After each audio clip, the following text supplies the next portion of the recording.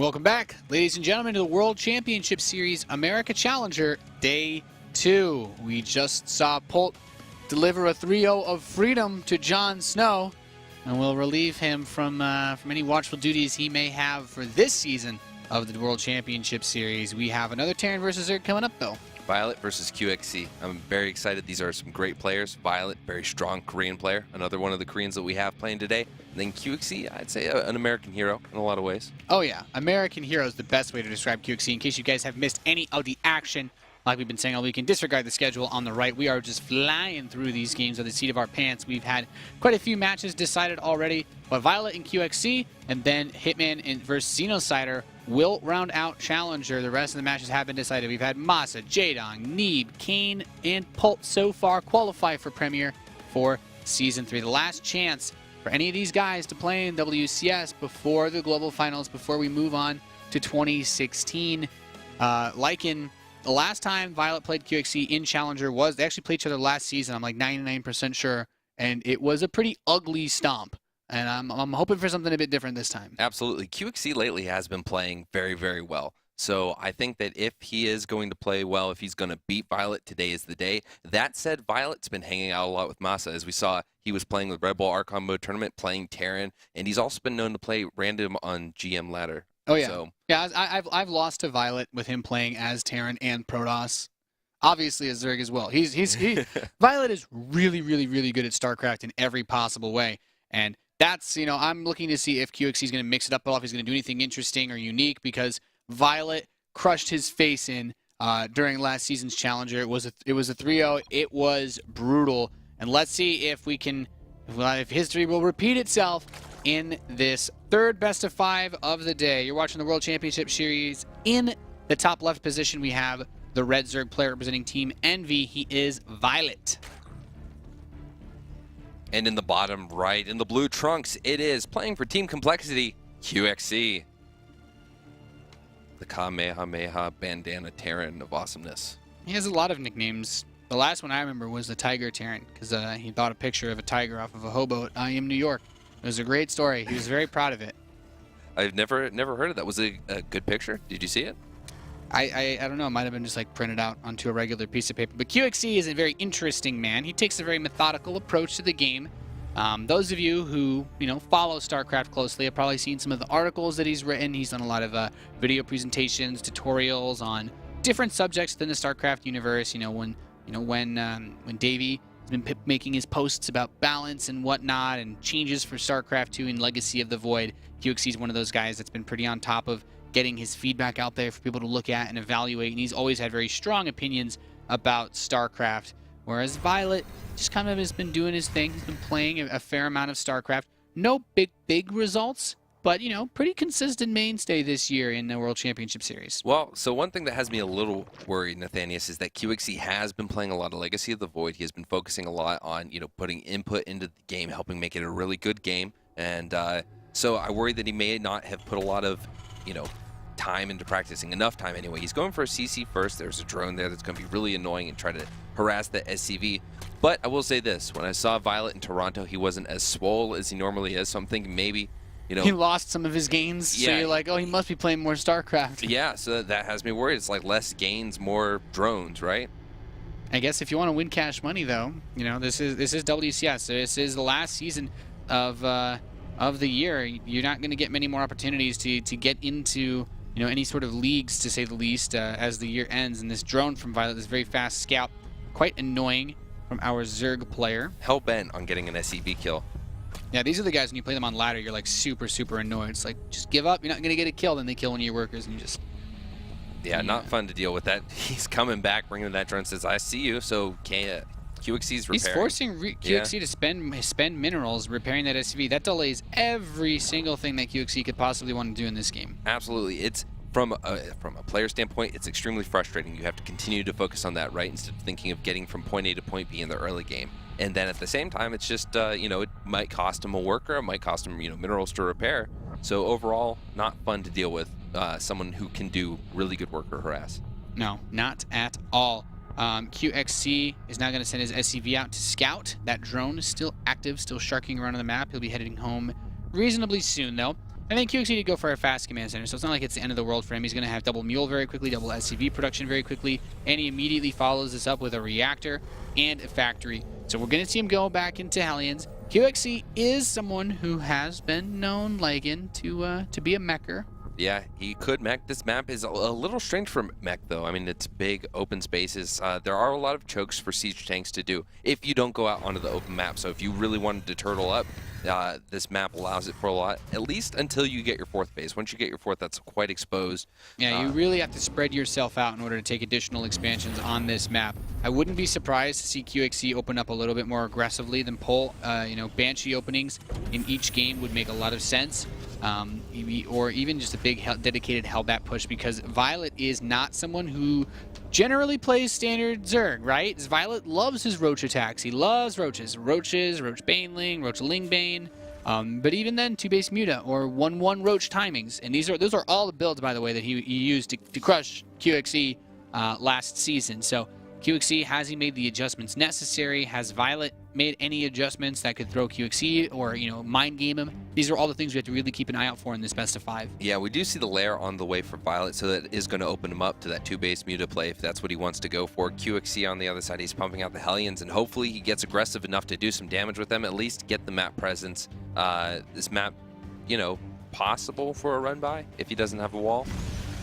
Yeah, there's a lot of options though for viOLet because of the kind of strange player that he is with how aggressive he can get when this lair finishes. Could be that Spire, could also end up being something really crazy like a Nidus. Now, yeah, QXC runs 2 Hellions by him. So he's going to get to see the lair. He's going to get to see that is happening. He might get a couple more Ling kills, maybe even a drone kill if he's lucky. Yeah, seeing the lair finish is really nice, and even though the drones and the Lings are going to get the kill in this Hellion, that's still really useful information for QXC, because he's doing what he wants to do is a really big Banshee Hellbat push. That is what this setup is for. And knowing that there's a lair, knowing that it finished, means he knows he has about a minute, just over a minute, before he really has to worry about mutas. Because if he's not across the map by the time the Spire is already done, then the mutas will come out fast enough to shut down this attack. Yeah, and if it gets shut down, that is pretty much going to be the end for QXC. There's no base behind this. This is pretty much an all-in. Yeah, he doesn't have a 3rd command center. There's no engineering base, so he is super vulnerable to counterattack play if this attack does not buy him a lot of time and really deals some serious damage to viOLet. Now, the Hellions are out on the map. The Banshee, I believe, the first one should be over there too. These Lings are going to get into the base now. They're going to start working at the SCVs. They get split up. Neither of them get stopped. viOLet just picking up. This kind of, it's already looking a little bit like their last time that they played. viOLet's just really outmaneuvering QXC and really abusing him.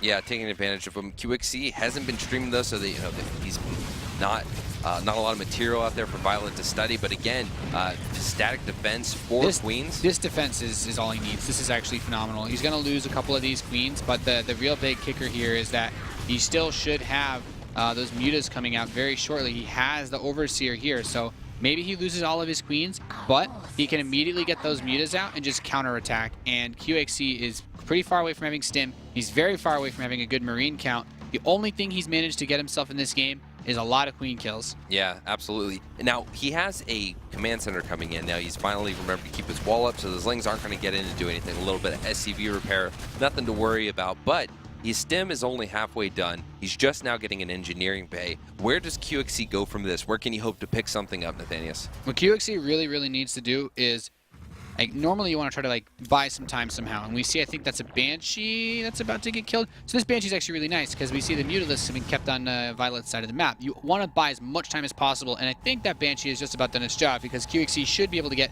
these missile turrets up. Honestly, outside of that, QXC really needs to establish that 3rd base, and that's going to be very tricky for him to do because he built the command center so late. But also, getting his upgrades is going to be really tricky because the engineering bay is so late, and I think there's only one of them, too. And Hydra is on his way already with +1 Fire, +1 Carapace, and ground attack. That is not a position that a Terran wants to be in. They don't want to be in a disparity economically or with upgrades against a Zerg. No, this is pretty much viOLet's been in the driver's seat this game. He's getting his upgrades, everything together nicely. Even a late Baneling speed won't be that big of a deal because the Marines can't really leave the base for QXC. He constantly has to run around and try to deal with these mutas, and he doesn't want to stim either because he opened with these Vikings for zoning. Well, actually, this is quite nice. He manages to grab 3 of these Mutalisks.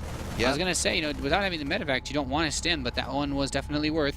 3 mutas, a few were weakened up. This Vikings doing a good job zoning them out. Along with the missile turrets, he did help deny a little bit of that gas mining time and getting some weakened SCVs. But again, the Mutalisks are going to try to come back in and do a little damage. They might get one of these Vikings, but there we go. Another Mutalisk goes down. Yeah, really good use of the Vikings, actually. viOLet's starting to slip up a little bit here as qxc pushes out, kills a few more Mutalisks, and a bit uncharacteristic of viOLet, as, he has that third base. qxc still has yet to lift that command center off and get it over there. It's now making its way across, but, if that command center isn't completely secure by the time that qxc wants to attack, then he's still vulnerable to counterattack play. And still, keep in mind, he only had one eBay this whole time. Right, but that may have been the advantage that you were talking about, qxc needing to establish that third, with all those Mutalisks coming in, not getting any damage done. He's putting himself in a pretty good position. Yeah, the Muta kills have definitely evened this game out. qxc can't be too bad himself. If those, 6 or 7 Mutas were back on top of this army, then qxc has a real big problem on his hands. But right now, this is a manageable number for his reinforcements and his missile turret with repair to take care of. Yeah, he has medvacs on the way, so the Marines are going to get healed up after all those early stims from the game. 2 Marines get picked off for free. Nothing too big from qxc in the losses department. He is getting ready to move out, though. He has 4 Widow Mines and a bunch of Marines and a medevac. What do you think he can do with this, Nate? It's going to be really tricky because he's still so far away from actually hitting any of those bases. Normally, you want to deny the Zerg player's 4th, but viOLet is still in a spot where he's actually up a whole upgrade, because even though he hasn't started his 2-2 yet, qxc doesn't even have +1 armor. So these Widow Mines, these very few Widow Mines that he has, are like really the key to killing all these Banelings. Even off creep, viOLet's still willing to try to get a big fight, and the Widow Mines actually aren't doing anything at all. They're totally useless in this engagement. They don't get to burrow. The Lings are pushing the Marines back there. The Banelings are threatening back there. This depot really isn't going to do anything. The Banelings can roll through and kill a bunch of SCVs, and that's exactly what's going to happen. 14, 15 SCVs go down. Yeah, this is a really bad spot to be in for qxc. viOLet is still managing to make the most of this. Despite those Mutalisk losses earlier on, he's managed to take control of this third base, and that's all he wants to do. Pick up this third command center, use the Lings to push away those SCVs that want to repair it, use the Lings to push away the Marines that want to save it right from those Mutas. And with that third command center, you're not winning a Terran versus Zerg. Nope, not at all. I'm worried for qxc. Nathanius is viOLet has a 4th base coming down. 28 SCVs went down along with his 3rd base. qxc is definitely in a bad position, putting himself economically behind with the all-in he tried to go for in the beginning. He did take a small advantage, but I mean, those Widow Mines didn't even burrow. They didn't get a chance to take any hits. Yeah, this is a very, very tough position for qxc to be in. He needs to push across the map, but he doesn't have that many forces to. This Thor gets caught out, doesn't kill a single Mutalisk. 2 medevacs take damage. GG is called. qxc's not even going to try from this point on, as he gives game number 1 to viOLet. I mean, biggest things, really. It was just sloppy play from qxc. The Zerglings managed to run by the wall. They got, the depot was lowered. They got in, killed a bunch of workers. That first drone managed to get a lot of damage done on the SCV, forced qxc to spend money repairing, which in turn delayed his barracks because he had to pull the SCV off of that, which in turn delays pretty much everything else because you need the barracks for the orbital commands and the factory and eventually that reactor. Like, nothing at all went in qxc's way. Like, his whole big that Banshee attack killed 3-4 queens. That was it. Yeah, that was the biggest success he had from that build. And I wonder what was going through his mind. You saw the drone trying to get a little aggressive, and I wonder if qxc just got frustrated because you got to think that was cross spawns, a lot of distance. That's a lot of time for viOLet to prepare for a build like that. And you mentioned qxc playing a lot of Legacy of the Void. You usually don't have to worry about annoying drone scouts like that because your barracks is already done by the time it gets there. Not something that you can count on in Heart of the Swarm. I did not actually look at the map order. It's going to be Iron Fortress, just to go through everything with you guys. Iron Fortress was map number 1 that we just played. Then we're going to go Cactus Valley now for game 2. Following, we'll have Terraform for game 3. If we get to game 4, it will be Moonlight Madness. And if we get to game 5, we'll get to Dash and Terminal. So if this isn't a sweep, we're going to get to some of the weird maps. Yep, yeah. Moonlight Madness, again, still waiting to see something crazy go on that map with the Terran and the Zerg. Yeah, there's a lot you can do, especially someone like viOLet. viOLet plays a lot of ladder games. He's a very creative guy, as we said. One advantage that you get when you play all 3 races is that you get into these scenarios where you also get to see what other crazy people do. Like, viOLet plays against lots of Terrans when he plays Zerg, obviously, but by playing Terran, viOLet gets to see what other Zerg players do against Terran on these maps, and it kind of, it can give you ideas, and that's just one of the many uses of being, a multi-racial player when it comes to StarCraft 2. Yeah, exactly. It gives you the perspective of the other races from the position of the race, so, makes defending and attacking against those races much easier. Yeah. And let's see now what is going to happen on Cactus Valley. As we said, this is map number 2. In the bottom left position, we have the Red Zerg player representing Team Envy. He is viOLet. And in the top left position, playing for Team Complexity, it is qxc. So now we have vertical spawns on a pretty big map. Usually cross heavily favors Zerg, but I still think that the lack of a ramp leading into the natural always makes this a pretty decent map for Zerg aggression, because you usually don't have to worry about having vision. Your roaches can usually hit without any link support from the bottom side, and that just opens up a whole lot of pain for qxc. If he tries to play greedily on this map, it opens up a lot of options for viOLet if he wants to go in with any type of big Baneling bust, Roach Baneling bust, Roach Ling Bane bust. And the only reason I say that is because, you know, viOLet is one of those guys who has a tendency to, when the opportunity arises, go for the crazy aggressive builds. Yeah, absolutely. qxc, you know, that game, I wasn't expecting that kind of play from qxc. I was thinking we might get to like 3-base macro play. Didn't expect that.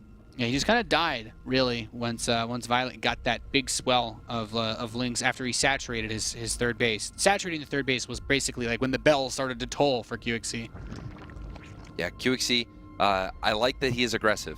That's one of my favorite things about qxc. He does do a lot of awesome, cool kind of aggression in all the matchup, really. TVT, TVP, TVZ, and I'm hoping that this time we get a chance to see that from qxc's side. We get to see viOLet being the defensive one. Yeah, it's really interesting when you think about it relative to qxc's career, you know, where he stands right now in StarCraft 2 compared to a lot of the other non-Korean players. You have guys like Huck that have started to do more non-pro gaming type stuff like commentary or analysis, and you have guys like, you know, Kane, who did a bit of analysis and commentary, guys like Pig, you know, a lot of these guys that were considered top tier in their regions.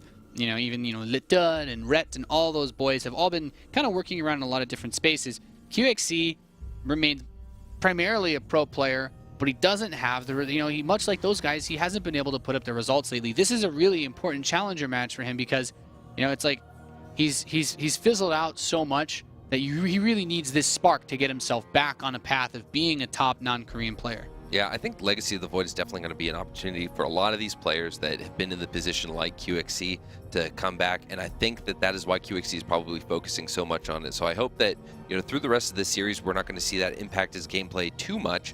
I do also consider qxc one of the more, you know, professionals of the professional gamers, right? So, yeah, you know, he does take this very seriously. He hasn't taken this as just, oh, well, I happen to be in WCS, so let's play, right? I think he's here to definitely put in his all.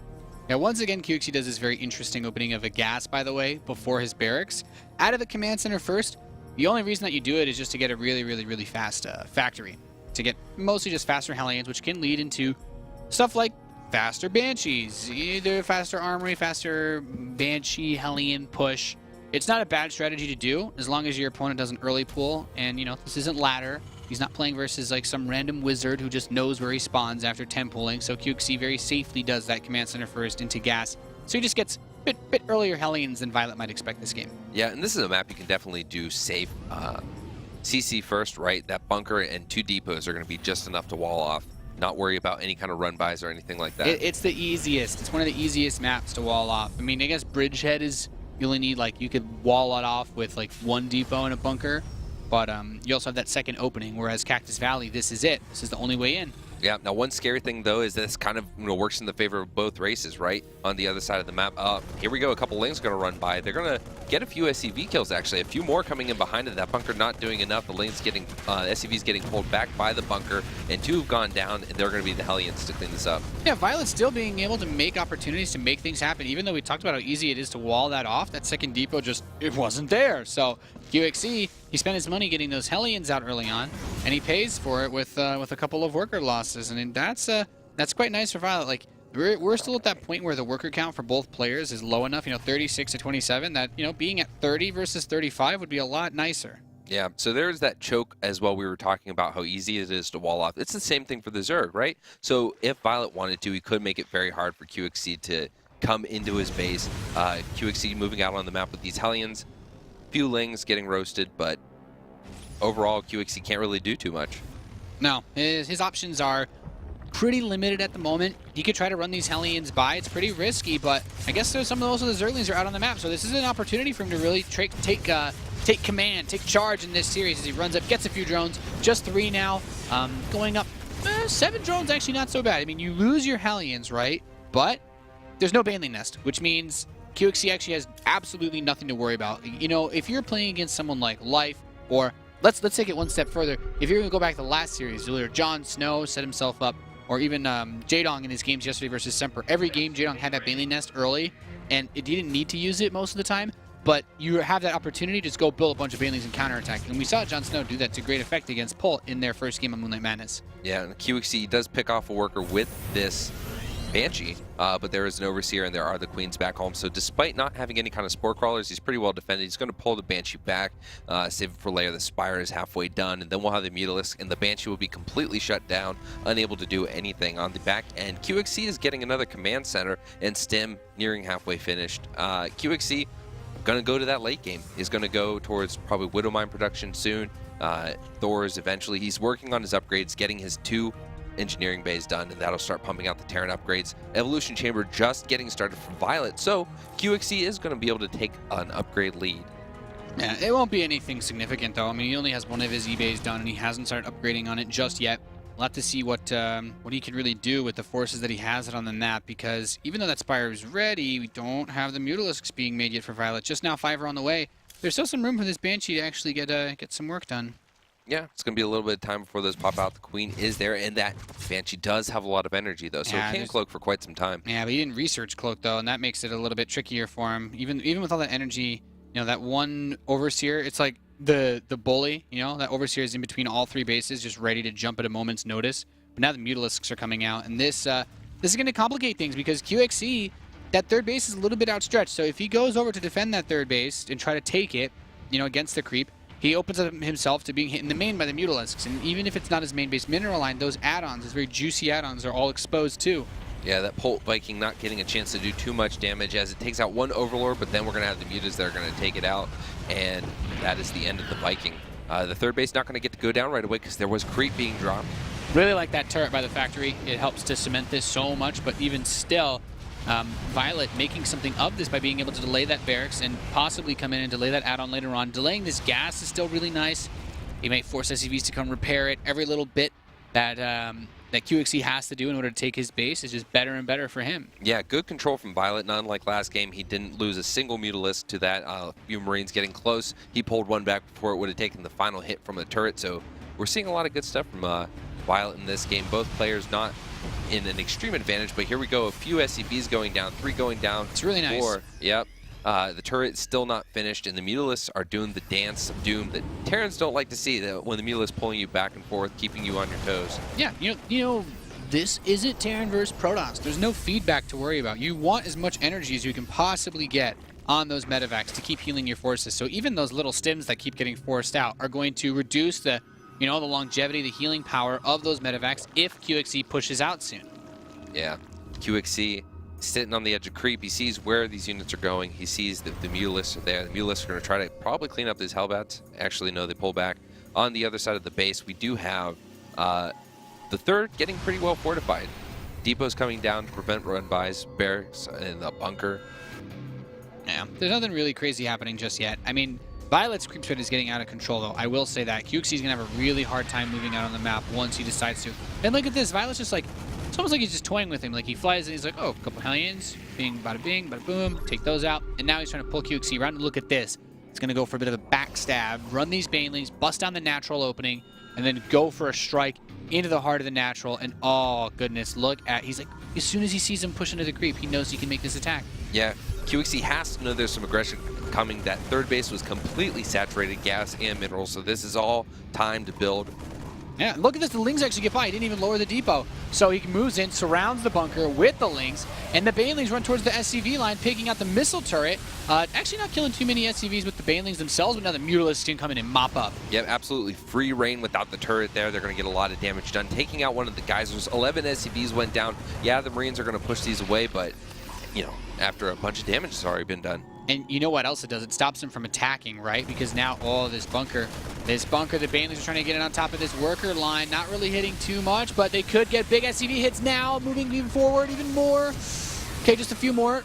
So not big hits on those workers, but still killing a lot. And qxc, he has had no chance to actually step out on this map and try to put on any pressure to viOLet. No kind of counter damage. He's now down 14 workers after losing those 15, and viOLet is in a great position. The only thing I want to see viOLet do is start his 2-2. Like right now, he's even on upgrades, but qxc is going to be able to take some momentum soon. And he does have this dropout here. He has one Marine attacking that 4th base, and at the same time, he's starting to clear out the creep. So qxc is ready to make some plays. viOLet needs to be ready to do something back to him. Yeah, he needs to get moving now, though, because that creep spread is, as you were pointing out earlier, definitely encroaching on qxc, getting closer and closer to his base. This is going to make it hard to move out. We see qxc out on the creep. He tries to move out with viOLet, and there's a Widowmine. Does get a nice splash. Kills a bunch of Banelings and Lings. That was actually a really, really nice Widowmine shot, but the Medevacs are still being killed. viOLet trying to push all the way back to qxc's 3rd base. There's no bunker here, so really has to be careful. The Widowmine is not going to get a chance to burrow either. SCVs are forced to run away too. Yeah, qxc losing a lot to these Mutalisks. Lings getting cleaned up, but there's still the Mutas. Now there are enough Marines to push back the Mutalisks, but look, there are still Zerglings. Yeah, this is actually really nice. The Zerglings to help reinforce, help defend the Mutalisks from being picked off by those Marines. 7 Mutas have died so far in this game. Not a crazy number considering the amount of damage that they've done, but that 4th base actually got denied. That was the Banshee actually from earlier on.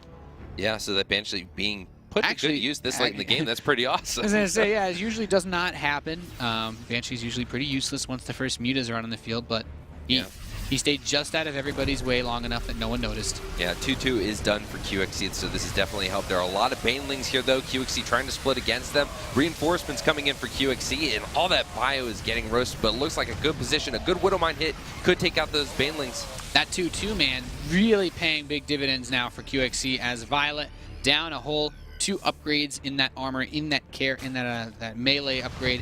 Makes things really tough for him, and that Banshee actually eventually just flies into her own doom. So viOLet really needs to reestablish that 4th base. qxc is just going to start to pile on the momentum now. From this point onward, qxc should be taking favorable engagements. Unless he makes some really huge micromanagement mistakes, I think qxc should be more than fine. These Mutas, though, are what viOLet's going to try to use to keep him in this game. Yeah, the Mutalisks not getting anything really done there. qxc moving out onto the map. I talked about him only losing 7 Mutas earlier on. Now he's lost 16 Mutalisks. qxc's really been able to thin that Muta count out. Yeah, so qxc, he's trying to get what he can done. He still needs to push back the creep that's still sitting on the edge of his 3rd base. But despite hemorrhaging all those workers, they're equal in worker count, 64 to 64, and army supply is actually in favor of qxc. Yeah, being even on workers is always going to favor the Terran player just because you have mules, right? So with that extra income, and also the fact that you rely on the minerals so much more than the Zerg player does because the Marines are everything in your army composition, he's got to be feeling good. qxc starts up a 4th command center. That 3-3 is halfway done. viOLet has still not started 2-2. I think if qxc finishes 3-3 against a 2-2 viOLet, he's got this game in the bag. Yeah, definitely. He's in the back now. He is doing a little bit of distraction. This medevac might go down to the Mutalisk. Probably is going to, as the boost is going to run out. But he's keeping viOLet on the back foot. He's keeping the Mutalisk back home and allowing him to get pushed onto the creep. And here he goes. He's going to spread the Widowmines. He's going to start scanning, killing the tumors. And this is going to be a great position for qxc. A few Banelings rolling in. Widowmines doing their job. Yep, viOLet's going to try to overwhelm this army and push it off of his front door once again. Baits out all the Widowmine shots. Actually, really nice play there. There's still another mine in the back, and there's that Thor to push away the Mutalisks. Need to be very mindful of that Thor. There's no upgrades for it, but still a tough spot to be in. viOLet does now have that mining base on his 4th, and he's going to try to push it onto this army. Oh, and a huge hit from the Banelings, or the Widowmine on the Banelings. The Marine splitting back. The Thor has gone down. There's some bio units here taking some pretty decent engagements against the Banelings, but there are the Mutalisks. Yeah, viOLet is building a lot of momentum with these Mutalisks. If he can push this bunker down, if he can get on top of this economy, there's 3 barracks here that are producing, and without those, he won't have the infrastructure that he needs to actually build the army. viOLet has managed to take the engagement he needs to get a big win here, and I mean, still bleeding out a lot of those Mutalisks, but he's okay for the moment. Yeah, softening him up for that Thor, though, as the reinforcements are streaming in for qxc. Hopefully he'll be able to come back, but right now there are Zerglings taking out these building, and on the other side of the map, actually, okay, like qxc doing some damage. Yeah, I like this, dropping that base, but he takes out the bunker. This is really important. This prevents those SCVs from being able to help defend the line. And with the Banelings being canceled, okay, so qxc buys himself a little bit more time. I do think it's a really big deal that he's actually going to be able to kill this 4th base. viOLet, if he was able to hold on to that, he would be in a game-winning position right now. Yeah. qxc is establishing actually his own fourth line. I think once he gets some turrets back up, a little more static defense, he's not in a bad position. He's still only down 10 workers. Army is even. And as long as he doesn't take any really, really horrible engagements against Banelings, I like qxc's position right now. Yeah, well, he has the +3 upgrades, right? That's what we were talking about. He is 3-3 against 1-1. That is absolutely massive. Violet's only way that he can win this game is by just having an overwhelming number of Banelings and getting the wraparound on this army. Just now, Violet starts 2-2. He has realized that this game is slipping out of his hands. Despite all the nice moves he's made, despite all the engagements he's taken, he is against a 4-base Terran player with 3-3 upgrades. Those pushes onto that third like that are great. But you lose those expensive units, you lose those Banelings and those Mutas, you need to pick up more than just some SCV kills for it. Yeah, nice pickup here for Violet is he's going to get this medevac. Yeah, it's actually quite nice. These Mutas can continue to chase a little bit further, but you pick off the medevacs, get those Marines. You could go for the missile turrets. I really think a big focus for Violet, if you can, is try to get on top of these add-ons, and I do like that he actually moves in on it. It's a really, really nice grab to be able to get using the Glaive Worm bounce as well to help seal the deal on the death of that reactor, cutting down the Marine production substantially, and even getting the missile turret. He wants to force him to build more defensive structures that he doesn't want to build. Smart qxc burying Widow Mines behind that barracks, and then he's going to build missile turrets. So the Mutas try to think, okay, we're just going to come in and tank the turrets. Those Widow Mines are going to give them a bad day. I think he should actually move the Marines away too. Just bait him super hard. Yep, and it looks like that might be what happens. Here they come. The Overseer's there, but they're not hitting. Oh, Widow Mine hits the Overseer. Overseer is really nice bait, actually. Counter bait with the Overseer. Yeah, a few Mutalisks dying, but still a lot of damage being done. qxc wanted to move out onto the map, but the Mutalisks were just too much for him. He had to pull back. And phenomenal defense of this fourth base by Violet. Already a couple Lings and Banelings prepared to shut down that Marine attack. And Violet's getting closer and closer to that 2-2. You know what? Lots of Zerg players have won with 2-2 against 3-3. He's managed to put on just enough pressure with these Mutalisks to prevent qxc from taking an engagement, a full-on, full-fledged fight with that upgrade advantage, and that's just the mark of a really good player. Violet's showing why he's been a mainstay and premier for the World Championship Series for so long. Exactly. Violet sees what he's vulnerable to, sees what qxc is going for, and does whatever he can to prevent qxc from doing that. So despite all those drops, taking out those bases, Violet still seems to be one step ahead of our Terran player. And there's still a lot of creep spread for him to work with, too. I mean, hemorrhaging out quite a few Lings, as you've said earlier, against these Widow Mines, but actually a lot of them dying to these Widow Mines. He just needs to avoid... I mean, I feel like fighting off creep is probably the only way that Violet could really lose these engagements because he has so much to fall back on, but he kills a ton of the Marines. The Thors are still standing, though, and he lost all of his Mutas. qxc, GG. That was actually an excellent engagement from qxc. I'm not really sure I understand why Violet made that push. I was worried for a second. I thought that qxc's SimCity was going to work against him and the Marines couldn't move past the Thor and the depots, but then all the Banelings just crashed into the Thor Marauders. I actually have no idea what just happened. No, that was a Violet had 2,000 minerals in the bank and 1,000 gas. I feel like I feel like he could have just tried to take another base and just wait for a push. I feel like you should always, if you can, wait for the Terran to push onto creep, but... Yeah, no, he took engagement and it didn't work out. That was just kind of like, hey, you've got this nice siege defense with choke points and Thors up front. I'm just going to run my whole army into it off creep. Yeah, the upgrades obviously showing that work in the favor of qxc, those upgraded Marauders. Dude, that was just really weird. Yeah.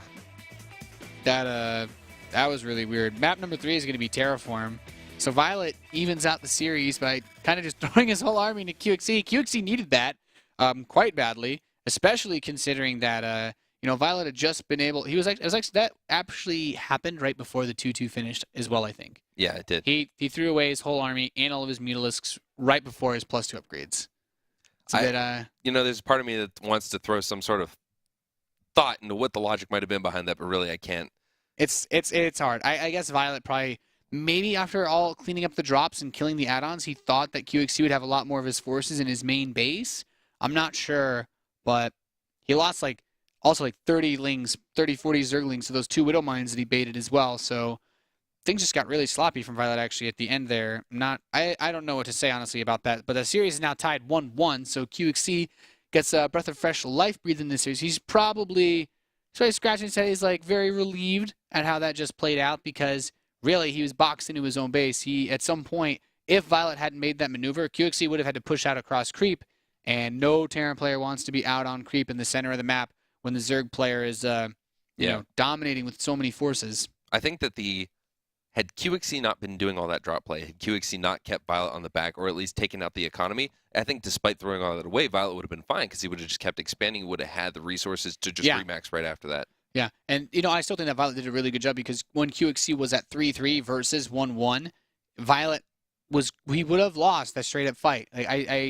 He would have lost it as badly as he ended up losing it, but I mean his 2-2 was close to finishing by then.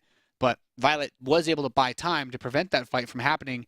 It's just weird that he bought time to stop that fight and then forced it himself. Yeah. It's a bit of a head scratcher. Yeah, just a little bit, but we're moving into the next game. This one is going to be on Terraform. This is, again, a map that's pretty exciting. We've seen a lot of good TVZs on this map, and I think that qxc and viOLet are players that are going to do a pretty good performance on this map. Yeah, I'm very excited to see Terran versus Zerg on this map. There are so many good aggressive builds that you can do for both sides. We have in the top left position, currently tied 1-1 in this best of 5, representing Complexity. He's qxc. And on the bottom right, just dropped a map to the Terran player in the red. It is Envy's viOLet. I still can't think of a reason why he would take that fight. It's pretty weird, to be honest. It's like, I don't know. I don't want to harp on it too much. It's just uncharacteristic. viOLet has such a history in StarCraft, being that guy that's come out, one of the first Korean players to really come out and just play in so many tournaments outside of Korea, moving to the United States, getting actually one of the first ever competitive esport athlete visas, and that's what's allowed him to come out here and play with the big boys. And usually he's just giving me such a good impression of him that's kind of why I was so surprised. I'm like, viOLet doesn't make moves like that. That was a bit silly. Yeah, it was a bit strange, but live and learn. I don't think viOLet's going to make that mistake again in this series. No, for sure not. But whoa, he's doing something else that's weird. That was a 13 pool. Yeah, that was a pretty fast pool. So I don't see qxc as much of a cheeser, to be honest. I'm wondering if viOLet had ulterior motives. He didn't take gas. This is like that fire cake build, I think, where you just rush out a really fast queen and you don't build any Zerglings at all. Or he builds 6 Zerglings really fast and tries to get a cancel in the command center. That could be it. He's going down for the expansion, so a queen could be the follow-up as soon as that pool is built. But qxc just going for a Reaper. Yeah, and the Reaper is super standard. This makes a lot of sense. This is normal. Firecake was the first Zerg player I actually saw to do this quite a bit, where they would just do this and get a fast queen. But instead, it is just fast 6 lings. So what viOLet wants to do is run these lings around the map, wait for the Reaper to leave the natural, and then as soon as that Reaper moves out, step in with the lings, force the cancel on the command center. And if you can do that as a Zerg player, that's about as close to a free win as you're going to get in Zerg versus Terran, because the Terran player will take forever to recover from that loss. Absolutely horrible to deal with when you get that expansion canceled. Hopefully for qxc's stake, he decides to build that on the high ground. The Reaper is now going out. Oh, second Reaper. Really, really important to note, too. Yeah, so qxc, he's pretty good with his Reaper control. And it'll be excellent for the defense, as long, again, as he doesn't put that command center on the low ground. Yeah, if the command center gets put on the low ground, the second Reaper can still save it, but qxc will need to be very, very cautious because these lings could still wait for the second Reaper to leave, too. Oh, and there it is. It is going to be on the low ground. The lings are in a great position. The Overlord has an idea of what is going on. Okay, qxc saw the queen, though, in the main base. If you see that queen being done so early, you have to ask yourself, you're like, there's no way that this is happening like this. Oh my god, he surrounds Reaper anyway! Oh, that is horrible. qxc loses the Reaper. That is integral to the defense of this. Oh, no, that's really bad. Okay, qxc's going to have to cancel this natural. Oh my goodness, he canceled it. That was absolutely insane. I can't. All right, so he was focusing on the Reaper that was across the map, and it just got surrounded by the Zerglings. There's nothing he could have done. So these are slow Zerglings. The Reaper can, deal with these just fine, but I mean, he had to cancel. He lost a Reaper. This is a bad position to be if you're qxc. Yeah, now he has these Reapers that also can't really do too much. Like, yeah, cleaning up these lings. These lings, they did their dirty work. They did their dirty work they did everything that they needed to do in this game, and now viOLet can just happily drone up his 2 already existing bases. Yeah, viOLet's making a memorial to these lings. They were good. They gave their life for a good cause, and he's now getting the extra gas. Yeah, they did everything that they needed to do. Yep. It was really, really good. And from this point onward, the Reapers can try to harass. Maybe he throws them away, but his follow-up is just a standard 3 command center build, which means that he's just going to have to play from behind. He does get a starport, but he just has 1 gas, so his aggressive opportunities are very limited, especially considering that he hasn't started building Hellions yet. Yeah, so without the Hellions, he isn't going to have the map presence. He isn't going to have the map vision. Nothing is really going to be done. He's not going to be able to force any kind of unit. So viOLet, on his end, he gets to play however he wants. Does he get to play? Is he going to play economic? Is he going to go for some type of two-base aggression? Yeah, that's going to be a really important thing to keep in mind because viOLet is someone who's known for doing aggressive pushes off two bases. qxc, we've already seen the aggression out of him. The Reapers are going to shark around on the edge of the creep, but I mean, viOLet's got to be happy. Denying the creep tumors is always nice, but there's that Roach Horn. This is where viOLet can start to bring in his own crazy madness. Absolutely. We do see Hellions coming down, and I think the time is slowly passing for the Hellions. We do have a couple, but once those Roaches get out, those aren't going to do anything. They will, though, give him a nice advanced warning of a Roach attack. And, I mean, when he goes into poke at the front, he's going to see the Roach Horn, right? He does have a Banshee. Banshee is very good against Roach. Yeah. Banshees are always a great way to deal with this, but look at this. It's a really fast Carapace opening, and viOLet has actually done this build many a time. I think continuing to pump out Banshees will be the key to success here for qxc. The Banshees, of course, are mainstays in these scenarios where you don't have to worry so much about getting hit with anti-air. But even these couple of these Zerglings somehow managed to get back into qxc's base. Yep, nope. He has nothing really to defend at home. He's going to see that the Banshees are there. The OG Ling hit squad that canceled the natural, Yeah, it came back, wanted more, it wasn't happy. It's already taken down 3 workers. He's going to get at least another. I would say this has been a successful volume 2 for viOLet's Lings. Yep, good micro from qxc, not losing any more than he has to. 4 SCVs do go down, and the Banshees are out. Now, viOLet is aware of the Banshees, so I wonder how much is he going to commit to Roaches once he sees the violets are in production. I'm assuming that he's looking at this like it's a Zerg versus Zerg. He's saying, okay, your Banshees, obviously my Roaches can't spit up, but if I build enough Roaches and your Banshees are on my side of the map trying to harass me, trying to put pressure on me, then my Roaches can still just run across the map. It's not like you have anything else that's going to kill them. And to be fair, qxc only built 1 Banshee. Yeah, so 1 Banshee isn't going to be a lot to do. He is building a second, though. Stim is on the way, not near done, though. There are more bunkers coming down, so qxc is definitely taking this seriously. Second Banshee's a bit late, though. I still think that viOLet has a big opportunity to push out with Roach speed, and I actually kind of hope he goes for it, because neither of these Banshees are close enough to the main base that they're going to, I think, be integral in the defense, especially if qxc loses any Banshees. That's absolutely devastating. Yeah, 17 Roaches now on the map, 4 more on the way. Carapace is done. He has started Marauder production. Marines are coming out. But still, like you pointed out, there is not a lot for qxc. What is he going to do? He does see that the Roaches are moving out. He's trying to get a little bit of softened up damage. There's no Siege Tank. There are no Widow Mines. Can qxc hold this off? He's starting to build some Bioforces, but that's just 1 bunker. Another Banshee is out. No, I see qxc bleeding out a lot of workers. He just pulls them down, focusing down the bunker, and it is going to go down, and now Roaches are going to kill workers. Yeah, I mean, he wants to get the Roaches on top of the Marauder. The Marauder is the key, the one that's going to hold this all together, the keystone here in this scenario. But still, tons of SCVs will fall, and this is the cost of being able to defend pushes like this. qxc got slowed down so much from the start of this game, loses all the SCVs that were here defending, loses all of the Bioforces, all of his Hellions, everything. GG is called, and viOLet takes game number 3. Yeah, viOLet, I think he saw game number 2, wasn't happy with it, so he went for something aggressive, put himself in a good position, and I think he's happy with that victory. Yeah, that was perfect, really. You think about, you go into the game with a plan, you're like, okay, I'm going to open up 13 supply spawning pool, and yeah, it was a 13 supply spawning pool, just double check. You run those 6 Lings around. Ideally, the Terran player builds 1 Reaper, and then you get in and you cancel the command center, you're like, well, that was great. But you would think, as a Terran player, from my perspective, when you open up with multiple Reapers, one of the reasons why you do that is so that builds like that don't kill you. Exactly. In qxc, he allowed the 1 Reaper. He was distracted, didn't see it. The Reaper gets surrounded and doesn't have the defense for it anymore. The Reaper getting surrounded, that's like... Oh, that's a really rough spot to be in, because you have to imagine, like, he was probably, at the time that Reaper got surrounded, I imagine, like, from a player perspective, he was microing his Reaper. He went into the ramp, and he's like, oh, I see a queen.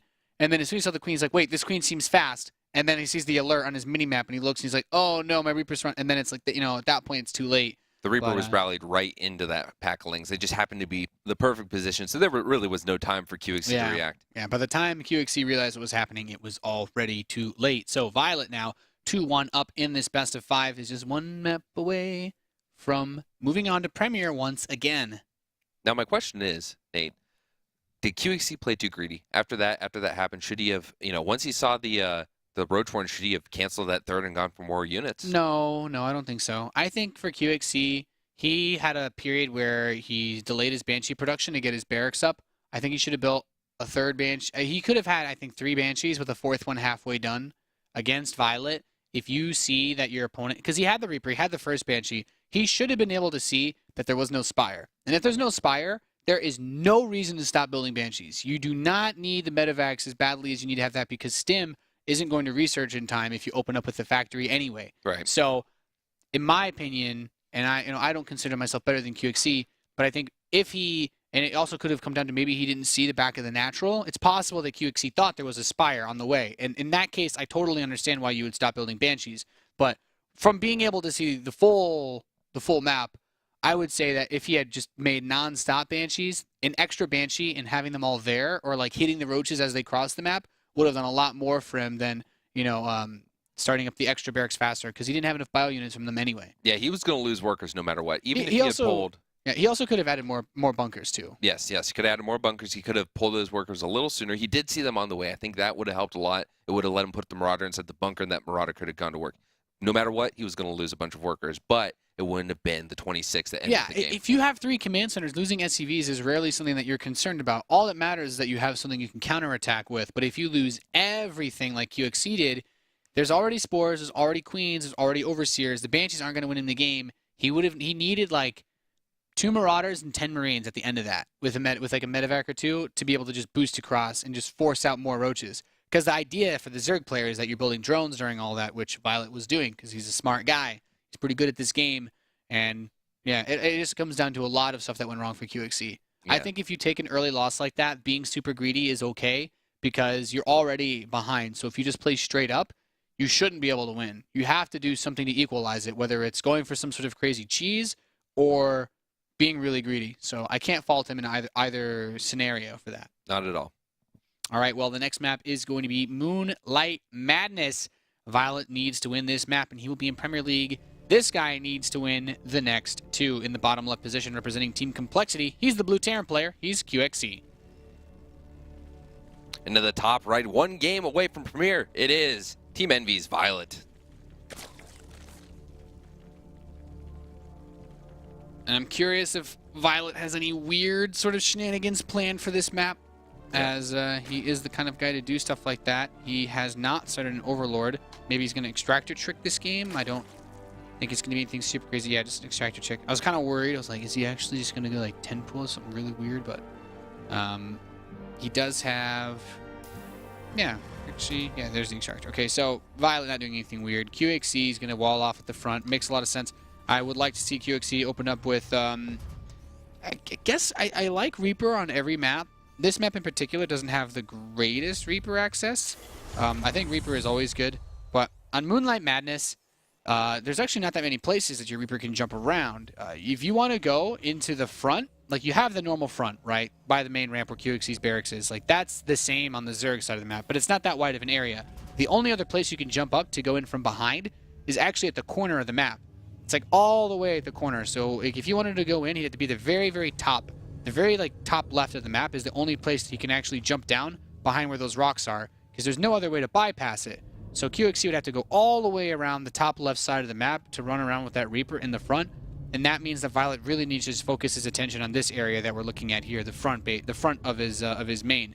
Right. So Reaper aggression, not crazy, but still, I think a Reaper Scout is always smart. Absolutely. Looking at this, we'll talk about what we're going to expect from these players, right? viOLet, of all the Zergs we've seen, I think viOLet's the one that's going to do something strange. I think if we saw Bridgehead, maybe viOLet would be the one to abuse those back rocks. So we have more of those abusable rocks in this position. I think there are a lot of advantages he can take. At the same time, I think qxc is the kind of person that would definitely take advantage of that little ledge up in the Zerg base where he could deny some gas with the tank drop. Now, maybe I'm just repeating that because I'm very wishful, and I'd like to see that in North American StarCraft as we've seen it in Korean StarCraft. But I think that if we were going to get some weird plays out of these players today, it's these guys. Yeah, I completely agree with you, and as you do more commentary like, and you join us in sharing those thoughts of just praying for the weirdest stuff to happen, because it is very exciting to watch when we see these strategies, and that's why I like these maps, because we generally see people do a lot cooler things whether it's in aggressive manners or weird, greedy manners. I mean, you know, for for goodness sake, this map has brought out more Proxy Tempests in 1 month of StarCraft than Roddy's entire streaming career. Yeah, let's hope Hitman, the next series, is taking a leaf out of Roddy's book, and maybe we'll get to see a bit of that. I would love to see that. You know, I have played enough games versus Hitman where he never leaves one base to know that that is certainly possible. All right, well, we see qxc in here being a little annoying with the Reaper, you know, just standard stuff, nothing crazy going on. Softening up those links, softening up a few drones, and on the back end, he is actually building another Reaper. So he's got 2 on already on the field, and Queen's coming down to defend. He's got 1 that's kind of low, so he doesn't want to lose it, pulling back. Very smart. You know, viOLet, even though he opened up with that gas, he's still not yet started any ling speed. That really makes me happy for qxc to go for this 3 Reaper play, because he can stay out on the map forever. And if he saw that that spawning pool wasn't, you know, jiggling and wiggling, then he knows that there's no Zergling speed on the way. So he can actually just sit out here, regenerate the health on his Reapers, and just keep poking forever. Yeah, like, 1 gets low, 2 get low, 2 need to get away. That 3rd one can't really do anything by itself, so he's going to sit back, regen, but those Queens are both less than half health. Yeah, exactly. That's like that's where you can really make some magic happen, because viOLet's going straight into a lair. This is a really fast Mutalisk build, most likely. And if qxc recognizes, like I said, if qxc is aware, if he was paying attention to that spawning pool and he knows how weird viOLet likes to play, he doesn't have to send his Reapers home for a long time. No, do you think viOLet's not respecting qxc enough right now in the, you know, with his aggression? I don't think it's that big of a deal, mostly because qxc is going for a starport. Like, viOLet doesn't have much pressure on him. As we saw, that Reaper had to run all the way back around towards the corner side in order to come back in and check the backside. But he can also throw this Reaper away into the main, and this is really nice because he will be able to see that there's a lair on the way. Zergling speed is still on the way. He gets to see those lings that are still slow, and all the information is laid out in front of him. The rest of the extractors were also taken, which means most likely a Mutalisk-based build. Yeah, he does get to see the timing also on speed. He does get to see that speed is on the way. And I think qxc has done a great job so far. He's pressuring the Queens. He's forcing out a few more lings. A couple get roasted there. He only lost 1 Reaper, so I'd say he's still in a pretty great place. Yeah, there's a lot that he can do. But here's the thing. viOLet's lair is done. I'm waiting to see that Spire. There it is. And qxc, once again, we have the Armory, we have the Cloak, we have Banshees. He is going for a very similar push to the one that we saw at the very beginning of the series that honestly kind of fell on its face. Yeah, there's already the static D for viOLet. He's got a Spine Crawler down. He's got Spore Crawlers. So really, the question is, what can qxc do without putting himself completely behind like he did in game number 1? He's just going to YOLO those Hellions. And I mean, Zergling speed was not ready by the time that he went in there, but he's still not going to get too much damage done. And that's unfortunate because even though he sees the Spire, this doesn't really make him feel any better. It basically says, hey, you should just stop doing what you're doing right now because you're being build order countered. Yeah, 2 drones, not worth what he just threw away. Even the Scout wasn't worth it. He was already aware that it was 2-base muta by seeing 4 gas in a lair, or at least he should have been. So I don't think it's bought him too much. And now this is a pretty limp Hellbat push. Yeah, absolutely. 3 Hellbats, a Spine Crawler, 2 Queens, and some Zerglings. Also not going to do anything. I mean, the only nice thing is that the Reapers softened up the Queens earlier, so forcing the Queens to spend their energy on Transfuse. But I mean, it's like if the highlight of your early 2-base push is that you force a Transfuse, if that's all you got, like, and you're not happy. No, we saw game number 1 that your highlight can be 4 Queen kills, and that's still not enough. Yeah, it's like, well, he's already done worse than that. Which obviously doesn't bode terribly well for him. Now the Mutalisks are on the way. And the engineering bay is just now starting, so he's not going to have much defense. No, he's going to have 1 Viking on the map. He's trying to crank out the Marines, but the problem is, in these scenarios, you also want to get the add-ons for those barracks so that you can start rolling with your production and your economy. And even that is still going to be really tricky to do. This Banshee's going to show up. Maybe he just tags it onto the 3rd base and forces a cancel. That'd be nice. But he's going to lose his Hellions, these Mutalisks, and at the same time, I believe he has a Spore Crawler in the main base against that, yep, he has a Spore Crawler in the main against the Banshee, and the Banshee's just gonna die. Yeah, sacrificing himself, not really getting anything done. Could have possibly focused a drone or 2 down. The Mutalisks were distracted for a little bit, long enough, I guess, by qxc to get an engineering bay up. I do like this 1 mine in the factory, you know, just the mine will guarantee 1 muta kill if the Mutalisks fly in range of it, which is always nice. Big things to keep in mind, though. A lot of missile turrets were built here for qxc, so not as much invested into resource, or at least resource expenditures into bio, into production, into infrastructure, into expansions, or further upgrades. I will say, I mean, he gets the 1-1 coming in, which is nice, but viOLet is still in an okay position. Yeah, he's going to try to take out this add-on, just do a little bit of damage, try to be annoying with these mutas. Again, it keeps qxc on the back foot, it makes him try to be defensive, and he has to stick around. He doesn't want to lose anything. He's already committed several turrets, and he does have the Widow Mines out, so he's sitting on these 2 bases trying to do whatever he can, while on the other side of the map, viOLet is up on 3 bases. Yeah, this Banshee delayed a little bit of the mining on this 3rd base. The drones were pulled away. Didn't get too many kills, as qxc has only actually picked off 3 drones this whole entire game. viOLet can't be too upset about that. No, not at all. Now viOLet moving again. He has a pretty sizable mutaflock, quite a few mutas floating around, preventing really any kind of map presence from qxc. Yeah, viOLet does get his upgrades though, so he won't be in that position where, at least not anytime soon, where he's going to be way behind in upgrades. But now he wants to delay this 3rd base too, and he comes in. Oh, killing this missile turret would be really nice. Yeah, and he is going to get cancels actually on it, so that's good for qxc. Doesn't want to give too much of these Marines. He didn't have the medevac support. Now he does, and he can move forward against these mutalisks. Stimming pretty hard though. Yeah. He's got to be careful. Gotta be careful. Does grab that Overseer, which is always nice too. Yeah, so qxc has +1 attack on the way, +1 armor, or +2 armor following up. Yeah, and I think that's, you know, all of those are like the core structures that he needs to really keep moving, because he already had the armor from the start of the game. So qxc can keep his upgrades rolling very smoothly.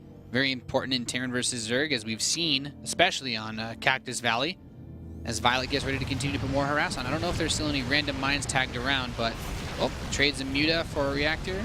Yep. Reasonable. Does viOLet have any banelings on the map? Not many from the last time I checked. He has 13 on the way now. Yeah, those are the only 13 that he'll have. Very good thing to... I think that qxc, once his upgrade's finished, will actually have a nice little window where he could push out on the map. Yeah, I mean, that's what you usually want to do as Terran on 3 bases. Like, maybe he kills these rocks, decides to set up his 4th base here, and gets ready. Moves that medevac right by an Overlord, so the Mutalisks, if they're aware, might be able to run straight over and kill that. Yeah, they're kind of distracted with this Banshee. Yeah, actually, Banshee doing a really good job of distracting him. qxc making those Banshees last as long as possible, which has been pretty nice. Yeah, he got really good use out of the Banshee on Cactus Valley as well, in terms of delaying the 4th base, and that has actually distracted him long enough for this medevac to swing around and possibly be useful. Yep. I just realized something. Oh, viOLet totally forgot Baneling speed. And that is not a good thing, especially for qxc. Definitely a player that can handle slow Banelings with ease. Yeah, I mean, slow Banelings are... They're really slow. Like, I'm actually kind of worried right now. They trundle. They're so slow. Yeah, exactly. They basically just kind of like wobble. I don't know. They're like very large penguins in that regard. Oh, he closed. He sequestered the expansion with the rocks. That's actually really. If he had blocked off more of the Marines. Oh, actually, he can run all of his Lings over here too, because he has to spend all his time killing the rocks. There's no Marines in the bunker. Yep. Nope. He takes a medevac, tries to unload some, but that's not enough to deal with this force. Oh my goodness, this is really frustrating for qxc because he was blocked off by the rocks in his own base. viOLet making great use of those rocks against him. All the SCVs were killed. He's going to lose his 3rd command center again. Yep. Now there are those Widow Mines. They're going to get some pretty good hits on the Banelings. He does have quite a bit of supply as long as he doesn't let those Banelings just run into him. And he's just started Baneling speed at last. Now the 3rd base is going to be hit with a counter attack here. That medevac taking a lot of heat from the Spore Crawler. As he boosts over towards the main, but I think viOLet has taken a dominating position in this game. qxc on 2 bases. Terran cannot win 2 base versus 3 bases Zerg. It's just not, you don't have the income that you need to put out the number of Marines you need to overwhelm the Zerg player. This is going to be really easy for viOLet to build a ton of Banelings. The only weakness of viOLet's army right now is that he doesn't have Baneling speed. Yeah, so qxc, if he gets some sick Widow Mine hits, that will be the engagement that he needs to take. They're relatively even on army supply. So yes, viOLet does have the economy, but if qxc can take the right engagement, I think he can go in and do some damage before viOLet can remax. It's possible, but the biggest problem for qxc, you know, the 2-2 is really nice, I have to say. That's like that's really his saving grace, because he could try to take the sickest engagement ever, but he also needs the Widow Mines to be big, and first one, no dice. Oh my goodness. Those weren't the mine shots he needed. Nope, that was a little bit of friendly fire. Those guys getting court-martialed for friendly fire, my friend. Yeah, no, not a smart idea to blow your friends up. It's also just poor manners, really. Yeah, really. Now, the aiming speed is done, and we see him just throwing away a couple of Banelings into these Marines and still getting some solid detonations as he continues to bolster his forces. We have a 4-base Zerg versus a 2-base Terran. The 3rd is being rebuilt for qxc, but that still takes a long time to get. Yeah, so the base dying entirely was huge. You know, you don't have those fuels in the back end. And here we go. He's going to try to surround here. The Thor's there, but the Thor's almost dead. Some Widow Mine shots actually not doing a terrible job. Yeah, I mean, viOLet's been really loving those Widow Mines in this series. He's really been giving away a lot of forces to them. As long as he still has a couple of Banelings left, then he can still always fall back on creep. But qxc is making the most of the upgrade advantage that he has. Once viOLet ties it up, that's when I start to worry a lot for qxc. Yeah, one of the great things about qxc, though, he's a very tactical player. So as the game is moving on, qxc is saying, okay, I took an advantage there. Here's how I'm going to capitalize on. Oh, I'm losing. Oh, and he has his wall down, and all these lings and all these mutas are going to come rolling in. The depots don't get to raise, and SCVs are going to fall by the dozen. Okay, I think viOLet realized, he's like, I don't actually need to blow my Banelings up on those SCVs. And I think viOLet, he like let the 4th base die because he recognized that qxc's economy was so hurt, it wasn't that big of a deal. Now he's inside the production line of qxc, kills a bunch of SCVs. 35 have died in this attack.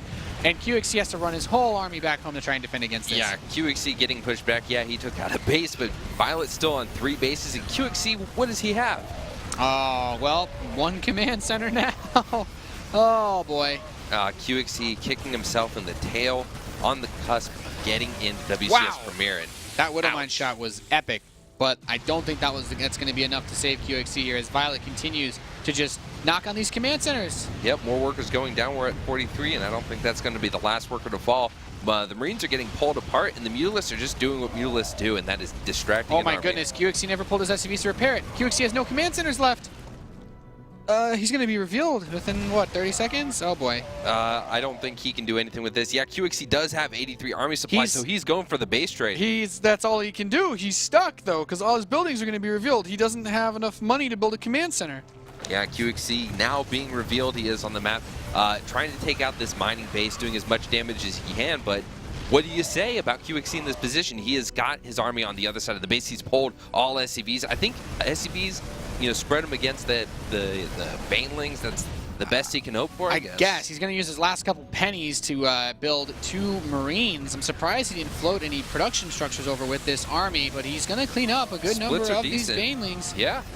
So, I mean, qxc not out of it yet. He still does have a nice army. A lot more Banelings are morphing. If you're viOLet, just keep building Banelings. Like, you don't need to trade super cost effectively. You have an economy. As long as you have something. Although, actually, now that I think about it, he does have that base on the left side now, the center position, but the base on the right, his natural is no longer mining. He needs to get drones over there. Yeah. I think there's rocks, though, blocking it. Yeah, that's kind of weird. He is doing a great job, though. He has the Thor that's down there. So one thing that's going to happen is, yeah, qxc is taking out that base. He's taking out a lot of these different structures. Should go for that Baneling nest, so no more of those can come in. This game has gotten really weird really fast. I don't quite know what to say. He doesn't have income, but he has a lot of Banelings and Zerlings. He just needs to break down these rocks so that he can get minerals, and then he can turn more of his Lings into Banes. But he might lose his spawning pool by the time that happens, so maybe no more Lings or Banelings. Yeah, qxc's biggest hope. Now, here we go. Some of the structures are getting caught out by Mutalisks. I think viOLet is saying to himself, okay, I'm sending my mobile force, my Lings, my Mutas, they're going to go back. He has a lot of drones that are burrowed here by where this natural expansion was. qxc can't scan. I think this is actually a scenario. If he has burrow, he should actually just use burrow Banelings on all the ramps. Yeah. I can't think of a reason not to. It's not possible for qxc to see any more burrowed units. There we go. There we go. Oh, no. Here we go. There's nothing that qxc can do about this except, like, splitting his units like, I don't know, like he's crossing the Red Sea or something like that. And here comes Sploosh! And all the Banelings take out the Marines. That is a lot of Marines. I mean, the best qxc can hope for is that a lot more Banelings go down on big things like Thors and whatnot, and that the Marines can take time shredding apart the Mutalisks. But still. Nah, there's now that if viOLet has burrow, I didn't even realize that. With burrow, that should be all viOLet needs. He could just dance around forever. He should never be able to kill another drone Now, this is an extremely frustrating position for qxc to be in. The drones can hide. There's 499 minerals in the bank. And he has drones at his natural. He could unburrow one of those drones at his old natural expansion and just move them to, like, the bottom right spot of the map. Another explosion. qxc's army just dropping, and here we go. There's the rest. This is going to be the end of the game. qxc's smart, though, and he split beforehand. He's lost so many of his forces. The issue is that soon enough, those Zerlings will be useful, and he just keeps running into Banelings. More Marines die. And come up this ramp, take more hits. He's got enough Banelings to do this all day, really. qxc playing Minesweeper with the Baneling mines, and it's just not a game that he can win. There's a difference between running a metal detector or a coin in the sand and, using your body as a mine detector. Yeah, one dissolves in acid, the other gives you a penny, right? Something like that. viOLet's going to overwhelm this army. GG. viOLet is going to Premier League for Season 3 after a interesting finish, to say the least. Yeah, that was not what I expected at all. qxc losing his command centers. Had he repaired that one command center, I think he would have been in a much better position. Because he was waiting for his Marines to come over. But I think viOLet noticed. viOLet's like, oh, he's not repairing. Well, I can trade 1 or 2 mutas for this command center. It's like, he doesn't have any bases left. And then qxc actually had no money, so there was nothing he could do. Yeah, it was pretty sick. What a series. So viOLet takes it 3-1. GG to qxc. Yeah, the one game viOLet lost was probably one of the weirdest ends to a Zerg versus Terran that I've ever seen. But that game was something else. So we are just about done with the challenger matches for North America here in the World Championship Series. We have one more best of 5 to bring you. It will be 2 Americans, Xenocider, loudmouth, outspoken punk from Evil Geniuses, playing against Hitman. If you guys don't know who Hitman is, don't worry. Almost no one else does either. He is mostly known for being aggressive on one base on ladder, and he has given out almost no details of himself. No one knows anything at all about Hitman. The Hitman? I don't know any pro that's told me that they actually even know anything about him. Maybe he is a pro. Maybe it's Flash's Smurf account, Protoss Smurf. Oh, yeah, but then Flash's Smurf account would have to have an American visa. Well, that's going to be our next series. That'll be the last series of the day. Ladies and gentlemen, thank you so much for tuning in so far. We'll be back after this short break with the last match here of the day.